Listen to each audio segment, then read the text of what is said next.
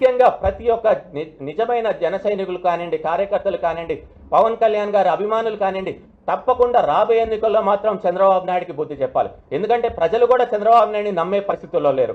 గతంలో కూడా ఎన్నోసార్లు కూడా మేము కూడా కొన్ని వైసీపీ వైఫల్యాల మీద మాట్లాడాం. కానీ వైసీపీ వైఫల్యాల కంటే కూడా వైసీపీ ఫలాలు ఎక్కువ ఉన్నాయని చెప్పి కూడా చాలా మంది ప్రజలు చెప్పుకుంటూ వస్తున్నారు. నేను ఎప్పుడు మాట్లాడినా కూడా గవర్నమెంట్ పాలసీల మీదే మాట్లాడుతున్నాను. నిజంగా చూస్తే ఒక 2-3 నెలల నుంచి కూడా వేవ్ రాష్ట్రం మొత్తం కూడా మారిపోయింది. నిజంగా చెప్పాలంటే వైఎస్ఆర్సీపీ ప్రభుత్వం మళ్ళీ ఈసారి ఏర్పడుతుందనే నమ్మకం కూడా గట్టిగా అందరిలో వచ్చింది. ప్రజలు కోరుకుంటున్నారు. మార్పు అయితే మాత్రం ప్రజలు కోరుకోవట్లేదు.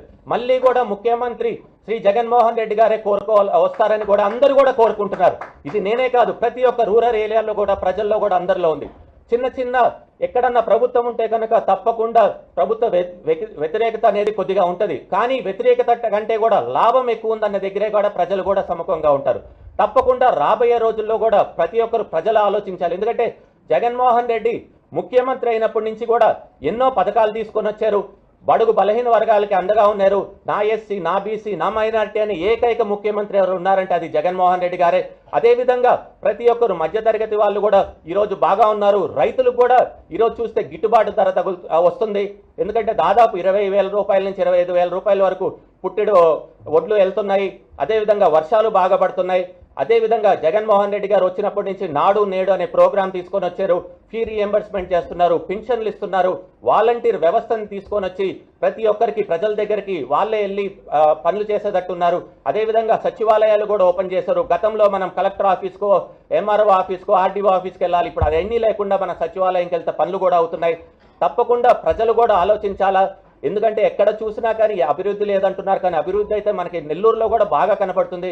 ఎక్కడ చూసినా కట్టడాలు ఎక్కువైపోయినాయి. భవన నిర్మాణ కార్మికులకి పుష్కలంగా పని దొరుకుతుంది.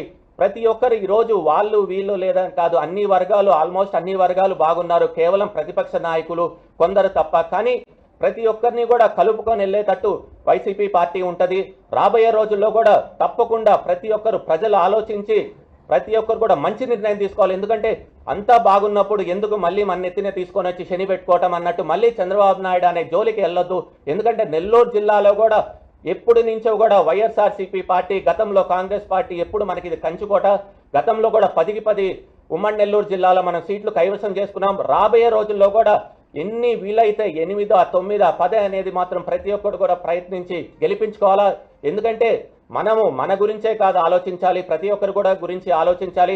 నేను ఒకటే చెప్తున్నాను, నాకు జనసేన పార్టీలో నేను ఇంత పెట్టిన శ్రమ కానివ్వండి, నా డబ్బులు కానివ్వండి, నా టైం కానివ్వండి, ఏ పార్టీలో పెట్టున్నా కానీ 50% పెట్టున్నా కానీ, సగం పెట్టున్నా కానీ దీనికంటే మంచి గుర్తింపు వచ్చి ఉండేది. అదేవిధంగా టికెట్ కూడా తప్పకుండా వచ్చేది. నాలాంటి వాళ్ళనే జనసేన పార్టీ కాపాడుకోలేకపోవటం అనేది నిజంగా చాలా దారుణం. దానికి ముఖ్యమైన కారణం కూడా చంద్రబాబు నాయుడు గారే. చంద్రబాబు నాయుడు గారి ట్రాప్లో ప్రతి ఒక్కరు కూడా పడిపోయి ఉన్నారు. తప్పకుండా ప్రజలు ఈసారి వచ్చే ఎన్నికల్లో తప్పకుండా మళ్ళీ జగన్మోహన్ రెడ్డి గారిని ముఖ్యమంత్రిని చేసుకోవాలా, ఆంధ్రప్రదేశ్కి మంచి భవిష్యత్తు వచ్చేటట్టు చూడాలని చెప్పి కూడా కోరుకుంటున్నాను. అదేవిధంగా ముఖ్యంగా చూసుకుంటే మన విజయసాయి రెడ్డి గారి గురించి నేను ప్రత్యేకంగా చెప్పాల్సిన అవసరం లేదు. జగన్మోహన్ రెడ్డి గారికి ఎంతో దగ్గరగా ఉంటారు. అదేవిధంగా కేంద్రంలో కూడా ఎంతో మంచి పరిచయాలు ఉన్నారు. ఎవ్వరు అధికారంలో ఉన్నా కానీ వాళ్ళ దగ్గరికి వెళ్ళి పనులు చేసుకొని రాగలిగినంత సత్తా ఉంది. ఎంతో తెలివైన వాళ్ళు, ఎంతో అవగాహన ఉన్నవాళ్ళు. తప్పకుండా అలాంటి వాళ్ళు మన నెల్లూరుకి ఎంపీ అయితే కనుక మనందరికి కూడా ఉపయోగపడుతుంది. ఎందుకంటే మనం చూస్తే దాదాపు 2004 నుంచి 24 వరకు కేవలం కాంగ్రెస్ వైసీపీ పార్టీ గెలిచింది. దాదాపు నాకు తెలిసి 1952 నుంచి కాంగ్రెస్ వైసీపీ ఒక్కసారి మాత్రమే టీడీపీ వచ్చింది. సో మీరందరూ కూడా ఆలోచించాలి. నెల్లూరులో మాత్రం ప్రజలు కూడా ఎప్పుడు వైసీపీ సైడ్ కానివ్వండి, గతంలో కాంగ్రెస్ సైడ్ ఉన్నారు. చాలా అవగాహన ఉన్న వాళ్ళు ప్రతి ఒక్కరు కూడా ముందరకు వచ్చి ఈసారి మద్దతు తెలపాలి వైసీపీ పార్టీకి. అదేవిధంగా విజయసాయి రెడ్డి గారిని కూడా అత్యధిక మెజారిటీతో గెలిపించుకోవాలని చెప్పి కూడా కోరుకుంటున్నాను. అదేవిధంగా ముఖ్యంగా చూసుకుంటే ఆదాల ప్రభాకర్ రెడ్డి గారు కూడా ఎంతో మంచి వాళ్ళు. ఎవ్వరి జోలికి వెళ్ళరు, ఎవరిని కూడా ఇబ్బంది పెట్టరు. నెల్లూరు రూరల్లో కూడా చాలా మంచి పేరుంది. తప్పకుండా విజయం సాధిస్తారు. నాకు గతంలో 2019లో నేను నెల్లూరు రూరల్లో పోటీ చేస్తున్నాను. అదేవిధంగా దాదాపు 1.5 సంవత్సరం నుంచి నెల్లూరు సిటీలో కూడా నేను గడప గడప కార్యక్రమం చేస్తున్నా. నాకున్న పరిచయాలు కానివ్వండి, నాకున్న బంధుత్వం కానివ్వండి, నన్ను నమ్ముకున్న వాళ్ళు కానివ్వండి, నాతో నడిచే వాళ్ళందరికీ కూడా నేను చెప్పి ఓట్ ట్రాన్స్ఫర్ చేసేందుకు నా వంతు నేను కృషి చేస్తాను. అదేవిధంగా ఖలీల్ గారు కూడా సిటీలో తప్పకుండా గెలిచేటట్టు నా వంతు నేను కృషి చేస్తాను. ఎందుకంటే ఒక సామాన్యులు అందరికీ అందుబాటులో ఉంటారు. అలాంటి వ్యక్తి ఉంటే చాలా మంచిది. తప్పకుండా రాబోయే రోజుల్లో కూడా నియోజకవర్గాలుగా ప్రెస్ మీట్లు పెట్టడం కానివ్వండి, అదేవిధంగా నా వంతు నేను ఏమి సహాయ సహకారాలు అందియగలుగుతానో తప్పకుండా వైఎస్ఆర్సీపీ పార్టీకి నేను అందజేయగలుగుతాను. అదేవిధంగా మరొకసారి చెప్తున్నాను, ప్రతి ఒక్కరు కూడా అనేది ఇదే, మేము నమ్మం బాబు, మేము నిన్ను నమ్మం చంద్రబాబు అనే నినాదంతోనే ముందరికెళ్తాము. తప్పకుండా జగన్మోహన్ రెడ్డి గారు మళ్ళీ ముఖ్యమంత్రి అయ్యేంత వరకు కూడా ప్రతి ఒక్కరు కూడా కృషి చేయాలని చెప్పి కూడా కోరుకుంటున్నాను. జై హింద్, జై జనసేన, జై వైసీపీ, జై జగన్, జై జగన్.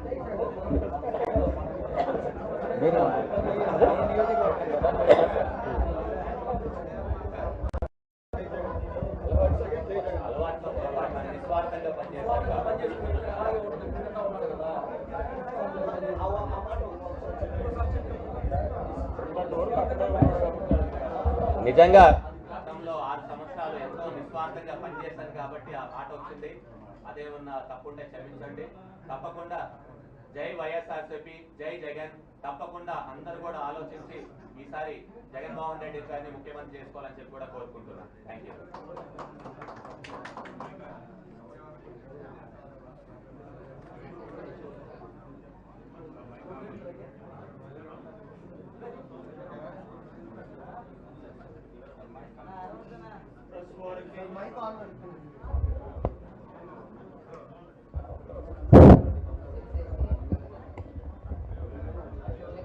ప్రెస్ వారికి, ఎలక్ట్రానిక్ మీడియా వారికి అందరికీ కూడా నా హృదయపూర్వక నమస్కారాలు. ఈరోజు నెల్లూరు జిల్లా జనసేన పార్టీ అధ్యక్షులుగా నిస్వార్థంగా 6 సంవత్సరాలు పనిచేసిన మనుక్రాంత్ రెడ్డి గారు మా పార్టీలోకి రావడం ఎంతో ఆనందం, సంతోషం. మా పార్టీకి మరింత బలాన్ని చేకూర్చిందని కూడా ఈ సందర్భంగా తెలియజేసుకుంటూ, మనుక్రాంత్ రెడ్డి గారి గురించి నాకు చిన్నప్పటి నుంచి కూడా బాగా తెలుసు. వారి తల్లిదండ్రులు ఇద్దరు కూడా జడ్జిలుగా పనిచేశారు. మంచి పెంపకంలో పెరిగిన వ్యక్తి. ఇతర దేశాల్లో ఉండి ఇక్కడికి వచ్చి ప్రజలకు సేవ చేయాలని వచ్చాడు. కానీ ఆయన చేసిన సేవలకు తగిన గుర్తింపు రాలేదనే బాధ అనేది ఆయనకు కూడా కాదు, మాకు కూడా ఉంది. ఆయన మా పార్టీలోకి రావడం మాకు మరింత బలాన్ని చేకూర్చింది. ఎందుకంటే ఒక పార్టీ జిల్లా అధ్యక్షులు రావడం అంటే అది చాలా గొప్ప విషయం. దాన్ని మేము మనస్ఫూర్తిగా ఆయన్ని పార్టీలోకి ఆహ్వానిస్తూ రాబోయే రోజుల్లో మా వంతు సహాయ సహకారాలు ఆయనకు అందించి ఆయనకు మంచి గుర్తింపు పార్టీలో తీసుకొస్తామని కూడా ఈ సందర్భంగా తెలియజేసుకుంటూ, ఈ పార్టీలో ఆయన ఉన్నత స్థానానికి చేరుకుంటారని కూడా నేను మనస్ఫూర్తిగా నమ్ముతూ సెలవు తీసుకుంటున్నాను.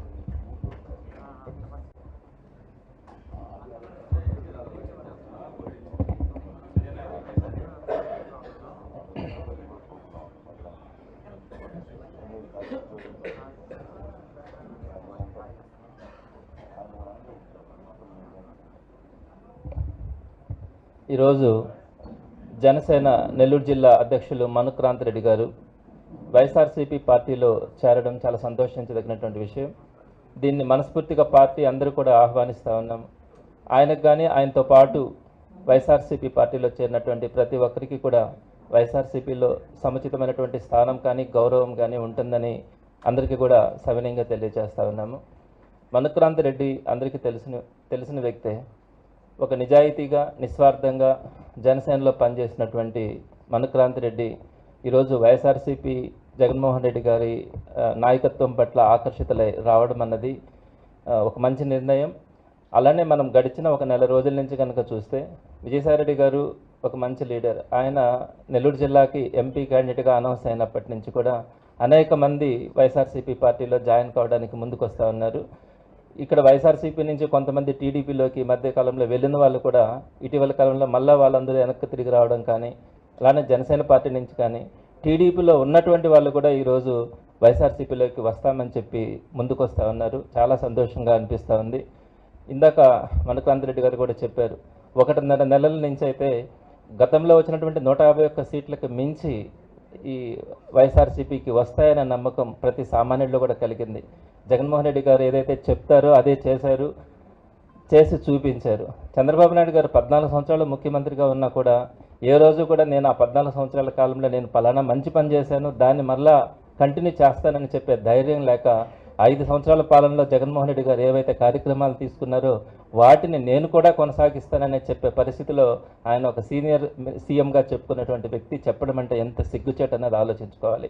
ఇటీవల కాలంలోనే వాలంటరీ వ్యవస్థను కూడా ఒక సంఘ విద్రోహులుగా చిత్రీకరించినటువంటి వ్యక్తి ఈరోజు మళ్ళా వాలంటరీ వ్యవస్థ బాగుంటుంది అని చెప్పి ఈరోజు మాట్లాడతారు. అమ్మఒడి కానీ, ఆసరా కానీ, ఈ సంక్షేమ పథకాలన్నీ కూడా ప్రజలని సోమరిపోతులను చేస్తాయి, ఇవన్నీ కూడా చేయలేరు, చేస్తే మరో శ్రీలంక అవుతుందని చెప్పినటువంటి వ్యక్తి ఆ రోజు మనం 70,000 కోట్లు సంవత్సరానికి ఖర్చు పెడతా ఉంటే ఆ 70,000 కోట్ల వల్ల రాష్ట్రం ఇబ్బంది పడుతుందని చెప్పి ఈరోజు నేను 1,20,000 కోట్ల సంవత్సరానికి ఖర్చు పెడతానని చెప్తారు. ఎవరైనా ఒక్కరైనా నమ్ముతారా? ఆ రోజు ఇంటికి ఒక ఉద్యోగం అని చెప్పారు, డ్వాక్రా రుణాలు మాఫీ అన్నారు, వ్యవసాయ రుణాలు మాఫీ అన్నారు, అనేకమైనటువంటి అబద్ధాలు చెప్పి 2014లో ముఖ్యమంత్రి అయిన తర్వాత ఏ ఒక్కటి కూడా నెరవేర్చినటువంటి వ్యక్తి ఈరోజు చక్కగా ఏదైతే చెప్పారో వాటన్నింటినీ కూడా నెరవేర్చినటువంటి ఒక గొప్ప నాయకుడు జగన్మోహన్ రెడ్డి గారు. ఆ పథకాలను నేను కొనసాగిస్తానని చెప్తే మీ మాటను నమ్మడానికి రాష్ట్రంలో ఏ ఒక్కరు కూడా సిద్ధంగా లేరు అన్నది మీకు అర్థమైంది, నాయకులందరికీ ప్రజలకి అర్థమైంది. అందుకే ఈరోజు పెద్ద ఎత్తున వైఎస్ఆర్సీపీలో చేరికలు జరుగుతూ ఉన్నాయి. మరొకసారి 151 సీట్లు దాటి 175/175 దిశగా వైఎస్ఆర్సీపీ ముందుకెళ్తా ఉంది. అందరినీ కూడా కలుపుకుంటాము. వచ్చేవారందరికీ కూడా విజ్ఞప్తి ఏంటంటే మీరు మనం వచ్చేసాము మళ్ళీ తిరిగి వెళ్తే ఎలా ఉంటుందో అనే ఆలోచన లేకుండా అందరూ కూడా వైఎస్ఆర్సీపీలోకి వస్తే జగన్మోహన్ రెడ్డి గారి ఆధ్వర్యంలో ప్రజలకు మంచి చేస్తూ ఒక మంచి నాయకత్వంలో పనిచేస్తున్న మన తృప్తితో మనమంతా కూడా ఈ రాజకీయాల్లో మనం కొనసాగే ఒక సంతోషం ఉంటుందని సవినయంగా అందరికీ తెలియజేస్తూ మరొక్కసారి పార్టీలో చేరినటువంటి మనుక్రాంత్ రెడ్డి గారు కానీ వారితో పాటు చేరినటువంటి ప్రతి ఒక్కరిని కూడా మనస్ఫూర్తిగా ఆహ్వానిస్తూ వారికి మంచి స్థానం, గౌరవం అన్నీ కూడా పార్టీలో ఉంటాయని తెలియజేస్తున్నాను.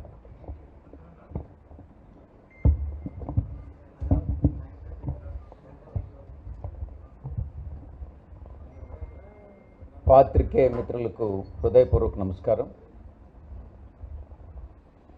చలనశీలత కలిగినటువంటి నాయకుడు, నిగర్వి, విద్యావంతుడు, అనుభవశాలి, పట్టుదల కలిగినటువంటి నాయకుడు. జనసేన పార్టీలో 6 సంవత్సరాల కాలం నిస్వార్థంగా పనిచేసి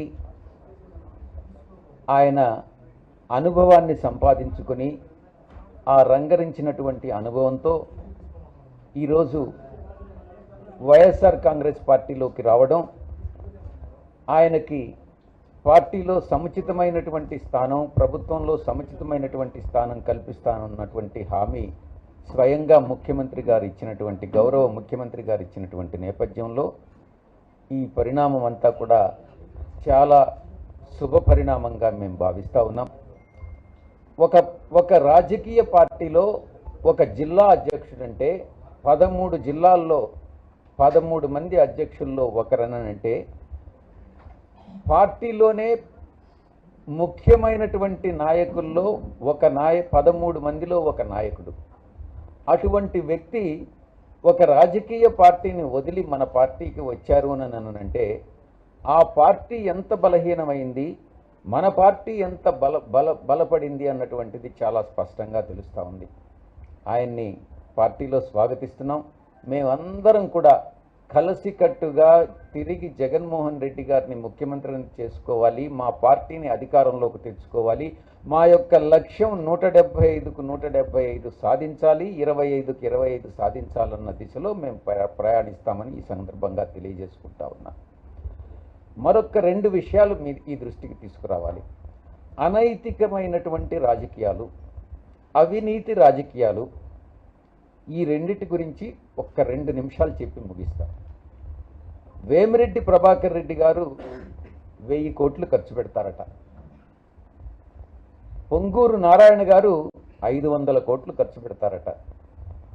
ఇక విదేశాల నుంచి వచ్చి ఇక్కడ పోటీ చేసేటటువంటి ఎన్ఆర్ఐలు తెలుగుదేశం పార్టీ మీద, మిగతా ధనవంతులు పెత్తందారులందరూ కూడా ఇక్కడ పోటీ చేస్తున్నటువంటి నేపథ్యంలో నెల్లూరు జిల్లా నెల్లూరు జిల్లా గతంలో ఎన్నడూ లేనటువంటి రాజకీయ పరిపక్వత చెందినటువంటి ఈ యొక్క జిల్లాలో ఈ యొక్క డబ్బుతో కూడినటువంటి రాజకీయాలను తీసుకొచ్చినటువంటి ఘనత ఈనాటి నెల్లూరు నాయకులకు, ఇంపోర్టెడ్ లీడర్స్కి, తెలుగుదేశం పార్టీ అధినాయకుడు చంద్రబాబు నాయుడికి దక్కుతుంది. ఇది ప్రజలందరూ కూడా గమనిస్తూ ఉన్నారు. ఇక రెండో విషయం,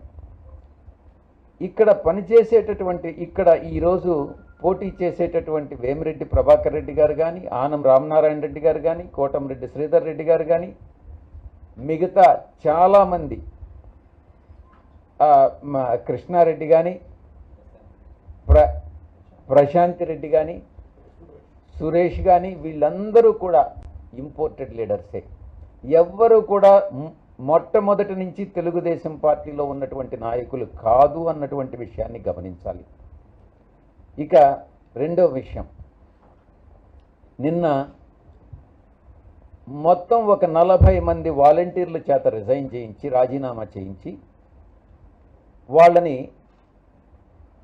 తెలుగుదేశం పార్టీలో చేర్చుకొని, వాళ్ళకి మేము నారాయణ గ్రూప్ విద్యా సంస్థల్లో, అంటే విద్యను వ్యాపారంగా పరిగణించి చేసేటటువంటి, కోట్లు ఆర్జించి జలగల్లాగా తల్లిదండ్రులను పీడించేటటువంటి నారాయణ అనేటటువంటి వ్యక్తి స్థాపించినటువంటి ఈ యొక్క సంస్థల్లో ఉద్యోగం కల్పిస్తామని ఈ 40 మందికి ఆశ చూపించి తీసుకున్నటువంటి వాళ్ళు ఈరోజు మా పార్టీలో తిరిగి పునఃప్రవేశం చేయడం జరిగింది. అంటే నేను ఒక్కటే చెప్తా ఉన్నా, ఎవరికి ఎంత డబ్బు, ఎందుకనంటే వీళ్ళందరూ పెత్తందారులు, డబ్బున్నటువంటి వాళ్ళు, సూపర్ రిచ్ అయినటువంటి నాయకులు. ఎంత డబ్బు ఇచ్చినా తీసుకోండి, ఓటు మాత్రం వైఎస్ఆర్సీపీకి వేయండి అని ఈ సందర్భంగా నేను మనవి చేసుకుంటా ఉన్నా. ఆ వాలంటీర్లందరూ ఈరోజు తిరిగి మా పార్టీలోకి వచ్చారు. అంటే వాళ్ళ మనసంతా కూడా వైఎస్ఆర్సీపీ మీదనే ఉంది. వారి నిజమైనటువంటి అభిమాన నాయకుడు వైఎస్ఆర్సీపీ అధినేత జగన్మోహన్ రెడ్డి గారే. కాబట్టి ఈ యొక్క పార్టీని పార్టీలో ఉన్నటువంటి వాళ్ళని ఎవ్వరూ కదిలించలేరు, డబ్బుతో కొనలేరు అన్నటువంటి విషయాన్ని నేను స్పష్టంగా చెప్తా ఉన్నా. ఆఖరి అంశం, నారాయణ గారు, వేమిరెడ్డి ప్రభాకర్ రెడ్డి గారు, చంద్రబాబు నాయుడు గారు, మిమ్మల్ని ఒక ప్రశ్నిస్తున్నా. మీరు బీజేపీ మతతత్వ పార్టీ అయినటువంటి బీజేపీతో జతగట్టారు. మేము ఏ రోజు ఏ పార్టీతో కూడా పొత్తు పెట్టుకోము కూడానని మేము గతంలో చెప్పాం, ఇప్పుడు చెప్తున్నాం, భవిష్యత్తులో కూడా ఏ పార్టీతో పొత్తు పెట్టుకోము. రాష్ట్ర ప్రభుత్వ ప్రయోజనాల కోసం కేంద్ర ప్రభుత్వాన్ని బలపరిచామే కానీ మేము మైనారిటీస్ యొక్క మనోభావాలను దెబ్బతీసేటటువంటి దేంట్లో కూడా మేము సపోర్ట్ చేయలేదు, భవిష్యత్తులో కూడా చేయం. చంద్రబాబు నాయుడు, మీరు ఒక్క ప్రశ్నకి జవాబు చెప్పండి. రాబోయేటటువంటి కాలంలో కేంద్ర ప్రభుత్వం బీజేపీ అధికారంలోకి వచ్చిన తర్వాత మీరు బీజేపీలో భాగస్వాములైంది కాబట్టి యూనిఫామ్ సివిల్ కోడ్ను తీసుకురాబోతున్నారు. మీరు బీజేపీ భాగస్వామిగా ముస్లిం సోదరుల మనోభావాల్ని, క్రిస్టియన్ సోదరుల మనోభావాలని దెబ్బతీసేటటువంటి యూనిఫామ్ సివిల్ కోడ్ను సపోర్ట్ చేస్తారా లేదా అన్నటువంటిది ఇప్పుడే చెప్పండి. ఎన్నికలకు ముందే మీ చిత్తశుద్ధి అన్నటువంటిది ఇప్పుడే తేలుతుంది. మీరు జవాబు చెప్పలేనట్లయితే, మీ దగ్గర జవాబు ఉండి కూడా ఎందుకనంటే బీజేపీకి మీరు సపోర్ట్ చేస్తారు, ముస్లిం మనోభావాలకు వ్యతిరేకంగా, క్రిస్టియన్ సోదరుల మనోభావాలకు వ్యతిరేకంగా మీరు ఓటేస్తారు. ఇది మీకు న్యాయమా? ఇక్కడ ఉన్నటువంటి ఇండియన్ సెక్యులర్ గవర్నమెంట్, సెక్యులర్ ప్రభుత్వంలో, రాజ్యాంగంలో అటువంటి మనోభావాల్ని, మైనారిటీస్ మనోభావాలను దెబ్బతీసేటటువంటి పార్టీ తెలుగుదేశం పార్టీ, నాయకుడు చంద్రబాబు నాయుడికి ముస్లిం క్రిస్టియన్ సోదరులు కానీ ఎవరైనా కూడా ఓటు వేస్తే ఆ వాళ్ళ యొక్క మత విశ్వాసాలని వాళ్లే దెబ్బతీసుకున్నట్టు, వాళ్లే ద్రోహం చేసుకున్నట్టు, మతానికి ద్రోహం చేసుకున్నట్టు అవుతుంది అన్నటువంటి విషయాన్ని నేను నిర్ధారణంగా చెప్తా ఉన్నా. కాబట్టి అందరూ కూడా ప్రతి అంశాన్ని కూడా కూలంకషంగా చర్చించి మా అధినాయకులు ఒక్కటే చెప్పారు, ఏ చట్టాన్ని తీసుకురావాలన్నా ఈ దేశంలో ఏకాభిప్రాయం అన్నటువంటిది అవసరం. ఎందుకనంటే విభిన్న మతాలు, విభిన్న కులాలు, విభిన్న సంస్కృతులు ఉన్నటువంటి ఈ దేశంలో మనం ఏకాభిప్రాయం అన్నటువంటిది ముఖ్యం. కాబట్టి ఏ చట్టంలోనైనా ఏకాభిప్రాయాన్ని తీసుకురండి అన్నటువంటి విషయం మా అధ్యక్షుల వారు చాలా స్పష్టంగా చెప్పడం జరిగింది. చంద్రబాబు నాయుడు రాబోయేటటువంటి 24 గంటల్లో దీనికి జవాబు చెప్పనట్లయితే ముస్లిం క్రిస్టియన్ సోదరుల మనోభావాలకు వ్యతిరేకంగా వాళ్ళ ప్రయోజనాలకు వ్యతిరేకంగా పనిచేస్తున్నాడని అర్థం చేసుకోవాల్సి వస్తుందని ఈ సందర్భంగా స్పష్టంగా తెలియజేస్తూ నాకు ఇచ్చిన ఈ అవకాశానికి ధన్యవాదాలు సెలవు తీసుకుంటాను. Thank you.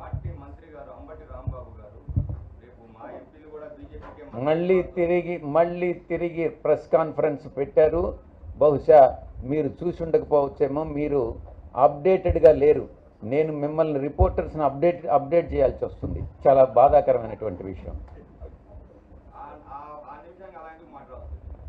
ఏదో ఆయనకి పురుగు తొలిసిందేమో, నీకే తెలియాలని.